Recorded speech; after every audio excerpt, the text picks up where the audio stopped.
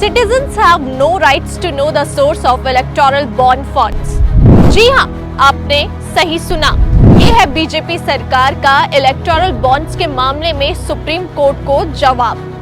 दोस्तों, 2017 में केंद्रीय बजट के माध्यम से चुनावी बॉन्ड पेश किए गए।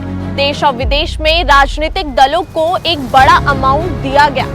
चुनावी बॉन्ड की शुरुआत सरकार ने इस दावे के साथ की थी कि इससे राजनीतिक फंडिंग में पारदर्शिता बढ़ेगी। इस बॉन्ड के जरिए अपनी पसंद की पार्टी को सहयोग राशि दे सकते हैं। चुनावी बॉन्ड पेश होने से पहले राजनीतिक पार्टियों के लिए 20,000 रुपए से ऊपर के सभी दान सार्वजनिक करना अनिवार्य था और किसी भी कॉर्पोरेट कंपनी को अपने कुल रेवेन्यू के 10% से अधिक का दान करने की अनुमति नहीं थी। चुनावी बॉन्ड की शुरुआत से न केवल गुमनाम दानदाताओं की संख्या में वृद्धि हुई, बल्कि राजनीतिक दलों को दान देने वाली फर्जी कंपनियों की संख्या में भी वृद्धि हुई। इसका सीधा तौर पर फायदा बीजेपी को हुआ है।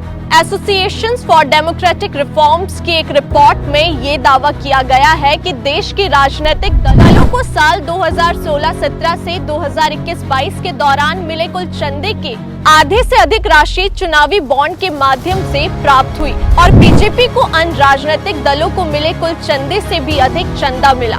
2016-17 से 2021-22 के दौरान बीजेपी को चुनावी बॉन्ड के माध्यम से 5,271.97 करोड़ रुपए मिले, जबकि बाकी अन्य राष्ट्रीय दलों को सिर्फ 1,783.93 करोड़ रुपए मिले।